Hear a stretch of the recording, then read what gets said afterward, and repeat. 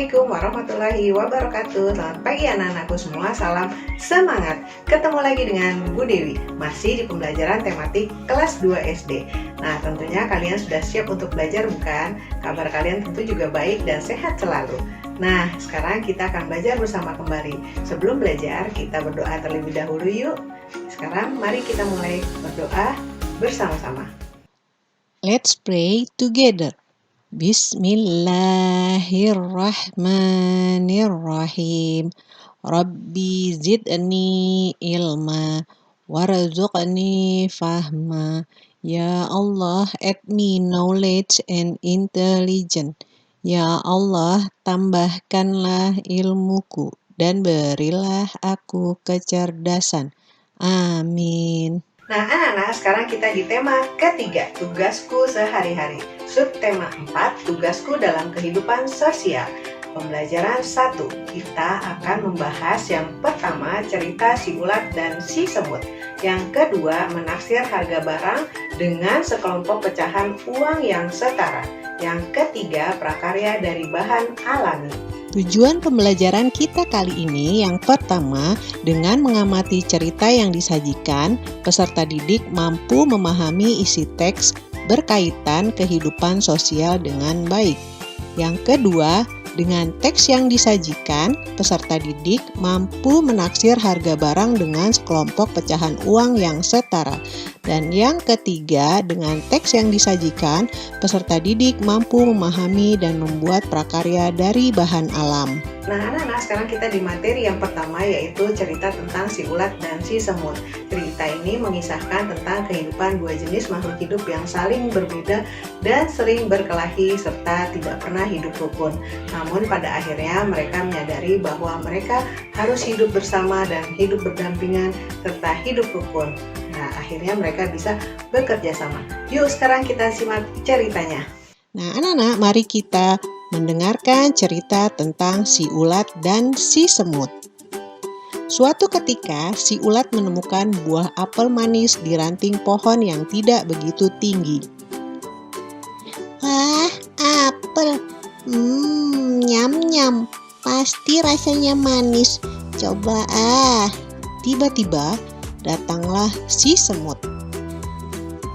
Lalu dia berkata, "Hei ulat, apa kamu tidak melihat? Ada aku di sini. Apel ini milikku. Aku yang lebih dulu menemukannya. Jadi aku yang berhak memilikinya. Pergi kamu dari sini sebelum kupanggil teman-temanku untuk mengusirmu." Lalu ulat berkata lagi, hei semut, jangan begitu dong. Apel ini kan besar dan bulat. Jadi cukup untuk kita makan berdua. Lalu apa kata si semut? "Tidak bisa, apel ini milikku. Aku yang pertama kali menemukannya. Jangan coba-coba kamu memakannya. Pergi sana, cari apel yang lain." Lalu si ulat berkata sambil marah, Apa kamu bilang? Sini kalau berani. Kata si semut, "Siapa takut?" Lalu ulat menghampiri si semut. Dia marah dan mengatakan, Rasakan gatalnya bulu-buluku nanti. si semut dan si ulat yang hendak berkelahi saling gigit. Tiba-tiba mereka kaget karena datang seorang anak kecil menghampiri apel yang mereka perebutkan. Wah, ada apel besar. Lumayan siang-siang begini. Si semut dan si ulat berhenti berkelahi. Mereka saling memandang.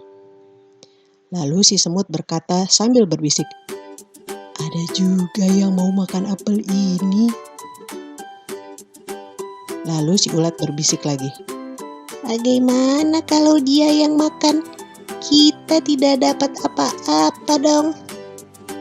Akhirnya mereka berdua hanya berpikir dan saling memandang. Lalu semut berkata, "Aku ada ide. Kita takut-takuti saja dia. Bagaimana?" Baiklah, aku setuju ide itu. Begitu si anak hendak memakan apel itu, si semut dan si ulat segera beraksi. Semut berdiri di atas kepala si ulat menjadi hewan yang baru dan mengerikan. Lalu si anak ketakutan dan lari terbirit-birit sambil berteriak, Tolong, ada hewan aneh, tolong. Nah, akhirnya mereka berdua tertawa terbahak-bahak. Hahaha, ini gunanya berteman. Yuk kita makan apel ini bersama-sama.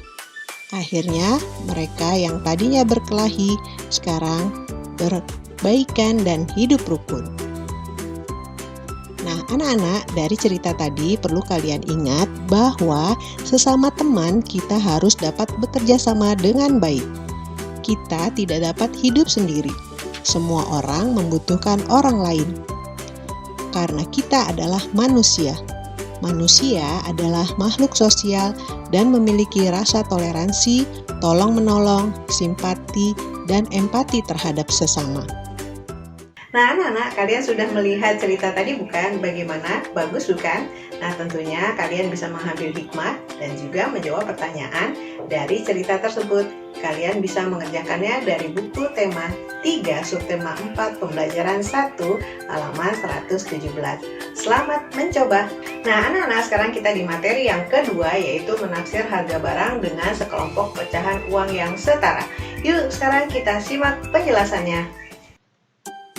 Hari ini, ibu guru memberi tugas secara kelompok. Setiap kelompok harus bekerja sama. Tugasnya adalah membuat prakarya dengan bahan alami. Sebelum membuat prakarya, setiap kelompok menyiapkan bahan. Bahan yang digunakan adalah biji-bijian. Berikut bahan yang dibeli siswa. Ada biji jagung, kacang tanah, kacang kedelai, dan kacang hijau. Masing-masing memiliki harga yang berbeda-beda. Biji jagung harganya Rp1.000, kacang tanah harganya Rp1.000, kacang kedelai Rp2.000, kacang hijau Rp1.000. Siti dan kelompoknya membeli jagung, kacang tanah, kacang hijau, dan kacang kedelai. Nah, sekarang kita berlatih. Taksirlah harga barang yang dibeli kelompok Siti. Kemudian, hitunglah harga barang yang kamu taksir. Biji jagung Rp1.000, kacang tanah Rp1.000, kacang kedelai Rp2.000, kacang hijau Rp1.000. Seringnya, ketika kita melakukan jual beli, kita akan menaksir atau mengira-ngira harga dari suatu barang. Proses mengira-ngira atau menebak inilah yang disebut menaksir atau penaksiran. Menaksir harga bertujuan untuk menghitung harga secara tepat. Nah, cobalah untuk menuliskan hasil taksiran menurutmu. Setelah kamu menaksir harga barang, maka kamu coba untuk menghitung total harga. Nah, sekarang coba kamu hitung total harga belanja Siti di bawah ini. Yang pertama, kacang hijau. Harganya Rp1.000. Yang kedua, kacang kedelai, harganya Rp2.000. Yang ketiga, kacang tanah, harganya Rp1.000. Dan yang terakhir adalah jagung atau biji jagung, harganya Rp1.000. Sehingga ketika kita total berapa anak-anak? 1.000 ditambah 2.000, 3.000, 3.000 ditambah 1.000, 4.000, 4.000 ditambah 1.000, 5.000. Jadi total harga keempat barang tersebut adalah Rp5.000. Nah, bagaimana harga taksiranmu tadi? Sesuaikah dengan harga yang telah kita hitung? Jika sesuai berarti kamu hebat dan kamu sudah dapat menebak dengan tepat. Oke anak-anak, sekarang kita berlatih. Nah, kalian bisa mengerjakannya dari buku tema 3, subtema 4, pembelajaran 1, halaman 119 sampai 120. Selamat mencoba! Baiklah anak-anak, sekarang kita sudah di materi yang ketiga, yaitu tentang prakarya dari bahan alami. Yuk kita simak penjelasannya. Bahan alami adalah bahan yang diperoleh dari alam sekitar, baik yang memiliki karakteristik keras maupun lunak, yang kemudian dapat diolah untuk menjadi berbagai produk kerajinan. Bahan alami terdiri dari 1. Bahan keras alami, contohnya batu, kayu, biji-bijian, dan lain sebagainya. Kemudian yang kedua, bahan lunak alami, contohnya tanah liat, daun-daunan, dan lain sebagainya. Oke anak-anak, sekarang ayo berkreasi. Yuk kita membuat bingkai foto dari biji-bijian. Nah, bahannya ada 7 macam. Yang pertama, kalian siapkan karton. Yang kedua, lem. Yang ketiga, ada biji-bijian, bisa kacang tanah, biji jagung, kacang hijau, atau kacang kedelai. Nah, kemudian yang terakhir, kalian siapkan foto diri kalian atau foto kalian bersama keluarga atau bersama teman. Kemudian alatnya yang pertama adalah pena atau pulpen, atau boleh pakai pensil juga boleh. Yang kedua gunting, dan yang ketiga penggaris. Nah, cara membuatnya kalian bisa membaca di buku tema 3 halaman 121 sampai 122. Nah, bentuknya Bu Guru bisa memberikan beberapa contoh.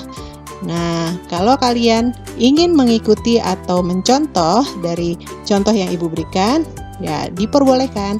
Namun kalau kalian mempunyai kreasi sendiri, silahkan saja. Kalian pasti bisa. Alhamdulillah, selesai juga pembelajaran kita hari ini. Nah, sebelumnya Ibu ingin mengingatkan kalian tetap menjaga kebersihan dan selalu mencuci tangan sebelum dan sesudah beraktivitas. Sampai jumpa, semoga bermanfaat. Wassalamualaikum warahmatullahi wabarakatuh.